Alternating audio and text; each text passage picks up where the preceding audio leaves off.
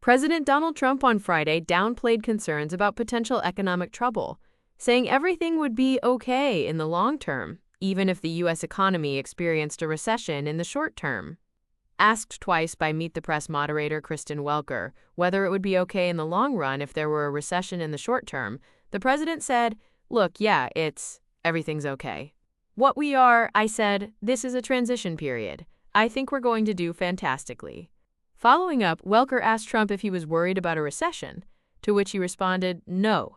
Asked whether he thinks one could happen, Trump replied, "Anything can happen, but I think we're going to have the greatest economy in the history of our country."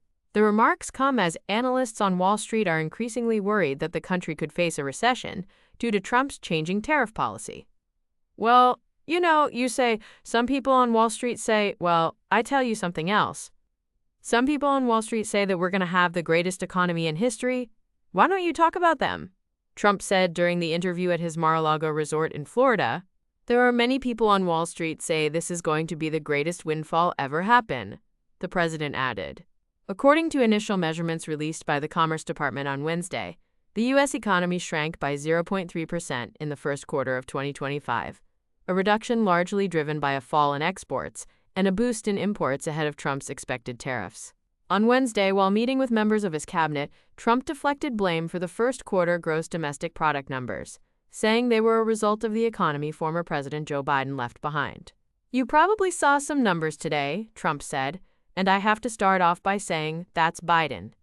That's not Trump," he added Wednesday. "Because we came in on January, these are quarterly numbers, and we came in, and I was very against everything that Biden was doing, in terms of the economy, destroying our country in so many ways."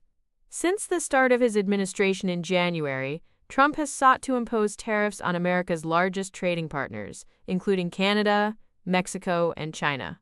Early last month, the president paused the introduction of larger tariffs on most countries for 90 days, just days after imposing them. His partial retreat fueled a rally in markets, which as of Friday recovered the losses they suffered after his initial tariff announcement on April 2nd. At the same time, Trump slapped even more tariffs on China, raising the tariff rate on the Asian nation to 145%.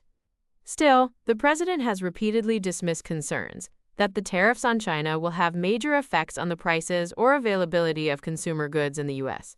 During the cabinet meeting, he told reporters, "Somebody said, oh, the shelves are going to be open.